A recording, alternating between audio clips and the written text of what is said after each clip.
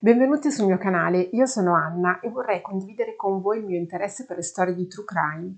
Se anche voi volete approfondire e riflettere su queste vicende, vi invito a farlo insieme a me.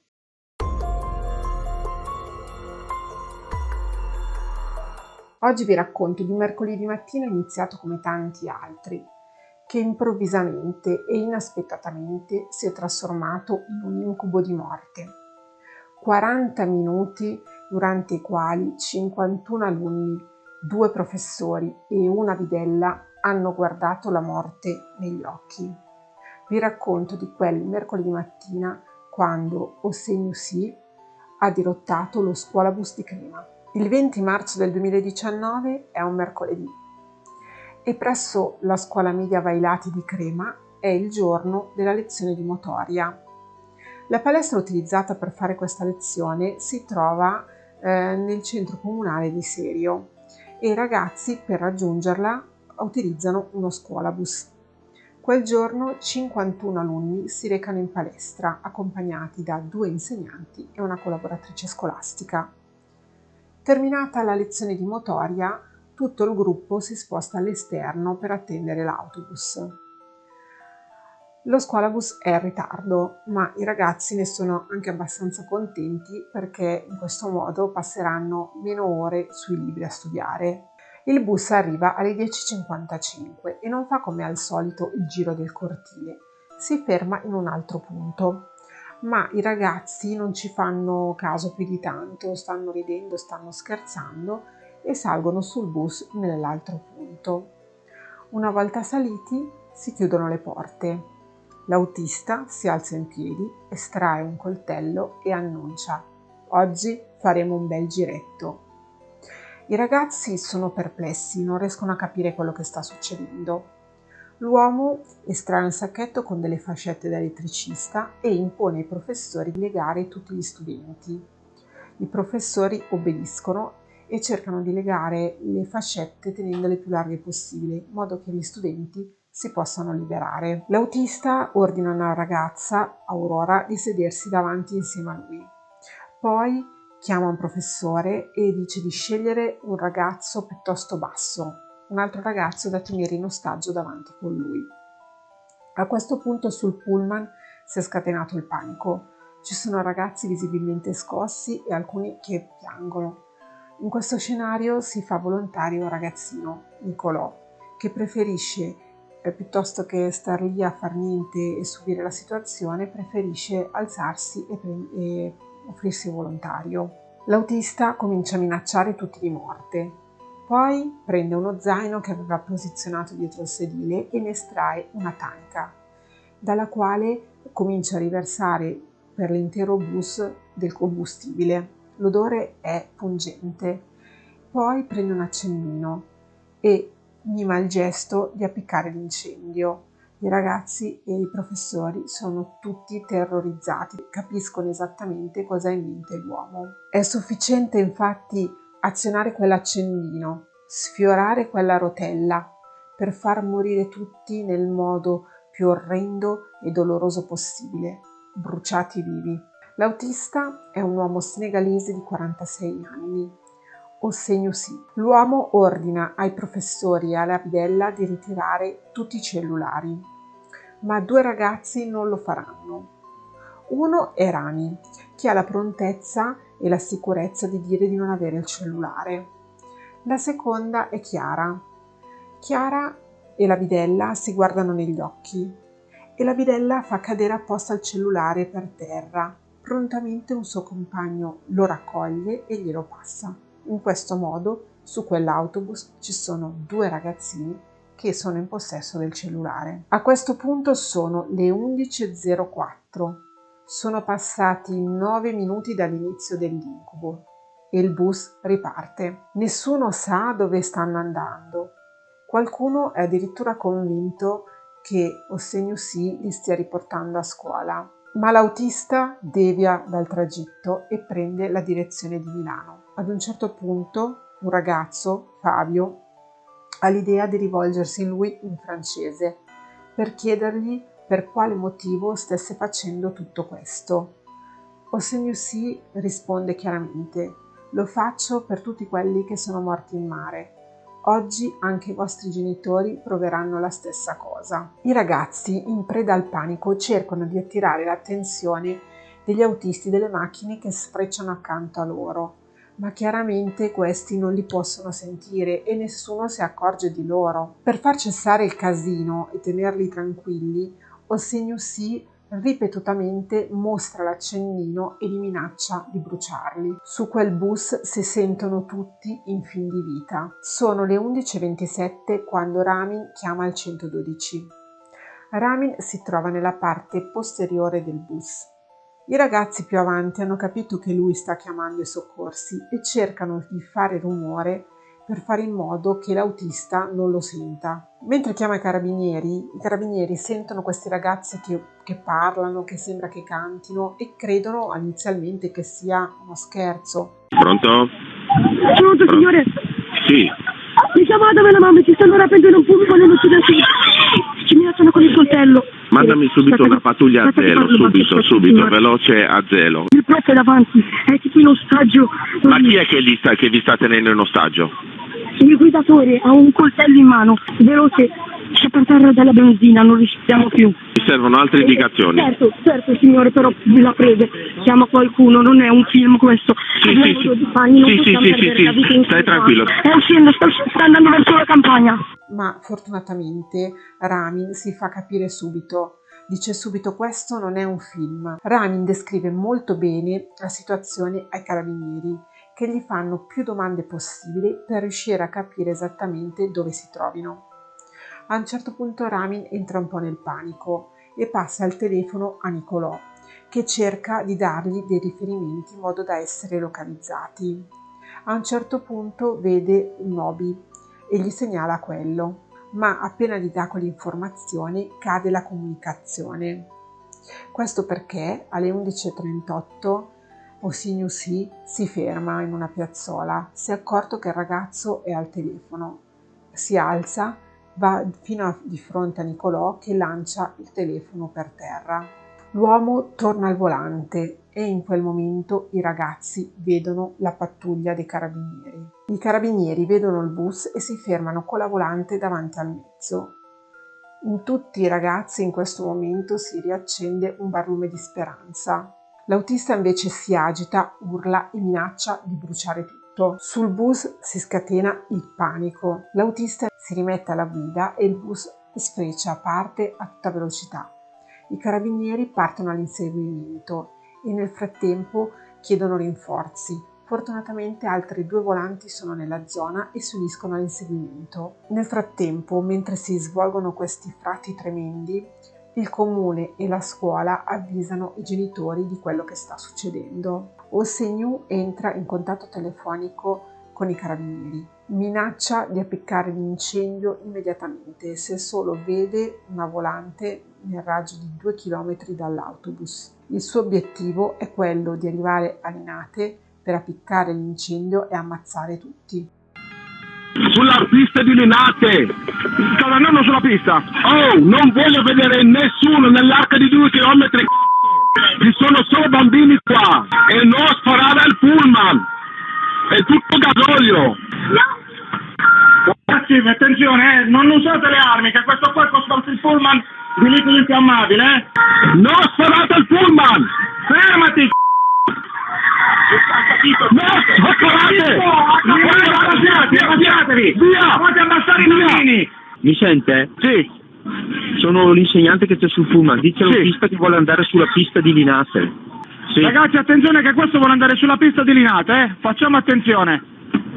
Mi sta per tamponare. Fate abbassare tutti i bambini. Sono legati. Ha in mano un accendino, minaccia di dar fuoco a tutto. Il pavimento è cosparso di gasolio. In questo momento sono tutti in pericolo di vita. Tutti i 51 studenti, i 2 professori, la bidella e tutti i carabinieri presenti sulle 3 volanti che sono impegnate nell'inseguimento.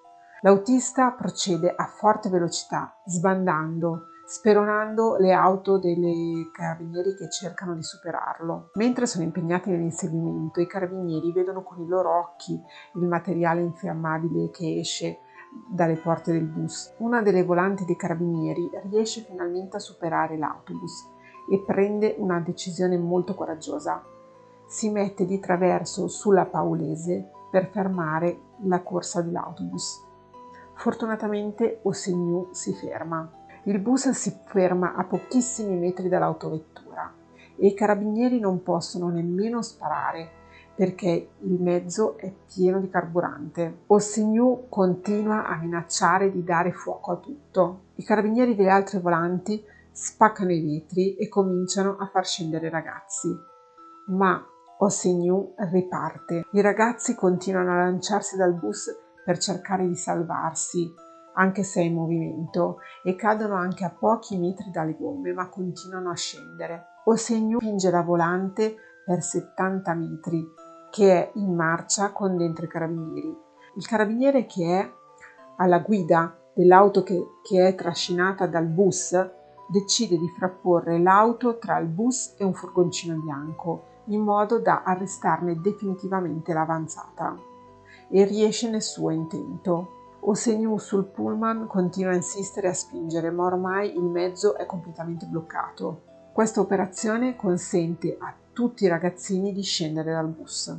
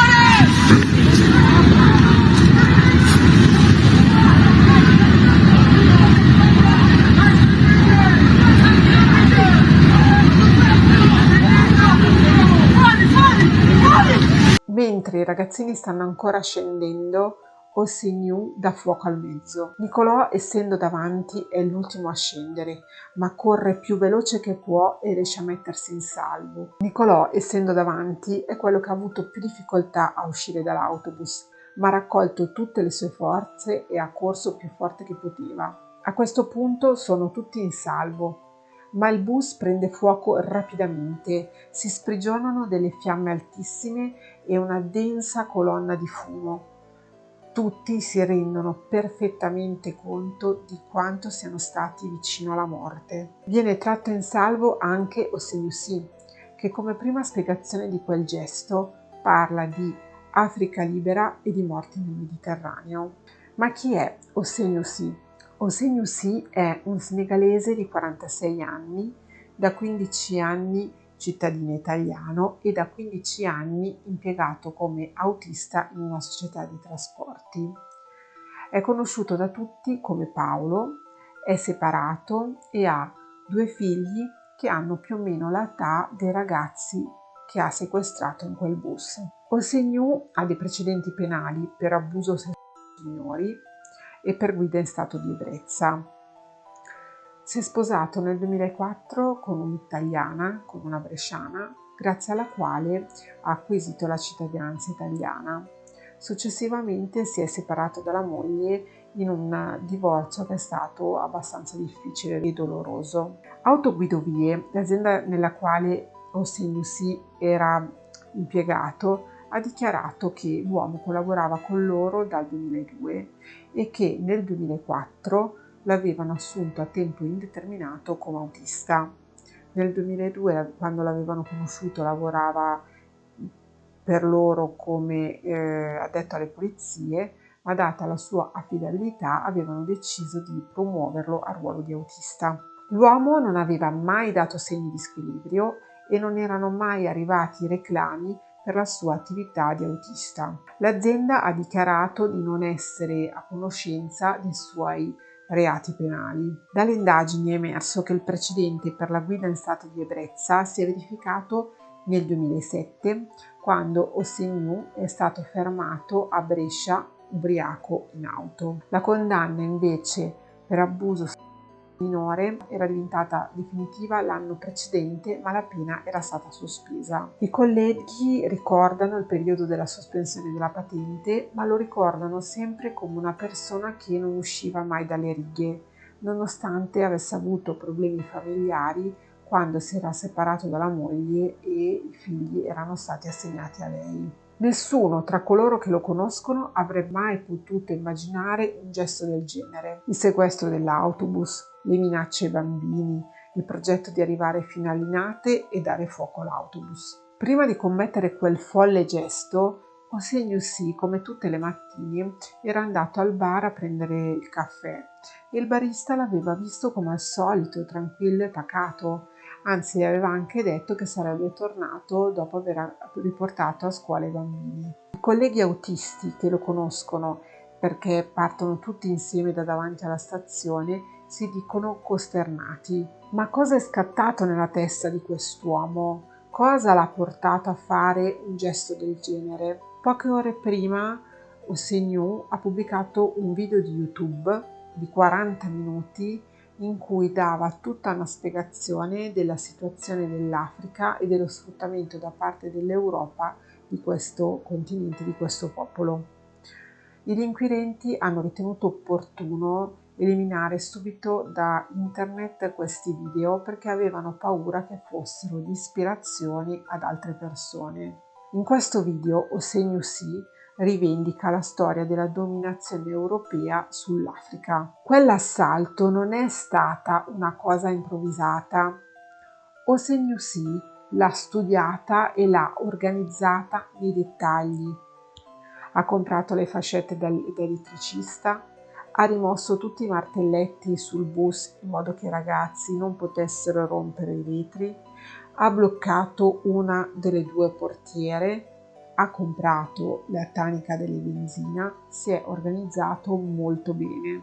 L'indagine su questa vicenda fu coordinata dal pool antiterrorismo di Milano, coordinato da Alberto Nobili, e all'inizio Ossenio sì fu condannato a 24 anni di carcere. Più volte sì, durante il processo, ha dichiarato che il suo voleva essere un gesto dimostrativo per aprirci gli occhi, per far vedere quell'orrore che erano le morti nel Mediterraneo. Il verdetto della Corte di Cassazione ha reso definitiva la condanna per Ossenio sì per attentato, sequestro e incendio e l'ha condannato definitivamente a 19 anni di reclusione. Gli è stata tolta l'aggravante della premeditazione perché è confluita tutta nell'atto terroristico. I giudici hanno rigettato il ricorso del difensore dell'imputato, della società a cui apparteneva il mezzo e di Autoguidovie, che è stata ritenuta responsabile civile di quanto è successo e condannata a risarcire il danno. È stato anche respinto il ricorso di parte civile che voleva che anche il Ministero dell'Istruzione fosse tra i responsabili di quanto accaduto. Confermati in Cassazione anche i risarcimenti per le parti civili, per cui per ogni ragazzo che ne ha fatto richiesta sono stati riconosciuti 25.000 euro. Sono stati riconosciuti inoltre 35.000 euro per uno dei due professori, 25.000 euro invece per l'altro professore e per la bidella. 3.000 euro sono stati riconosciuti a ciascuno dei genitori dei ragazzi e 150.000 euro sono stati chiesti da Autoguidovie come risarcimento dei danni, mentre il comune di Crema ha chiesto un risarcimento di 10.000 euro. In seguito a questa drammatica vicenda, a due ragazzini che erano sul pullman e che si sono dimostrati particolarmente coraggiosi, ovvero Adam e Rami, hanno ottenuto la cittadinanza italiana. Secondo me su quel pullman tutti sono stati ugualmente coraggiosi. Era una situazione imprevedibile e drammatica e per fortuna si è conclusa nel migliore dei modi. Questo fatto mi ha davvero impressionato, l'ho seguito in diretta e ne ho seguito l'evoluzione. Mi sono immedesimata con i genitori che in una giornata normale hanno accompagnato i figli a scuola pensando che fossero al sicuro, tranquilli, una giornata come le altre in cui facevano sempre le stesse cose, e mi ha impressionato come all'improvviso tutto può cambiare per eventi che non sono minimamente prevedibili e ti fanno capire le cose importanti della vita, ti danno un ordine delle priorità. Mi auguro che tutti coloro che erano su quello scuolabus siano riusciti a superarne il trauma, anche perché poi esattamente un anno dopo se ne è verificato un altro, che è quello della pandemia. Queste sono tutte le informazioni che ho trovato in merito a questo tragico fatto di cronaca. Se avete ulteriori dettagli o ho omesso qualcosa o non sono stata precisa in qualche punto, vi invito a indicarmelo nei commenti. Spero che questo video sia stato di vostro interesse. Vi invito a iscrivervi al mio canale se non l'avete ancora fatto e a lasciarmi le vostre opinioni nei commenti. Vi aspetto la prossima domenica. Ciao!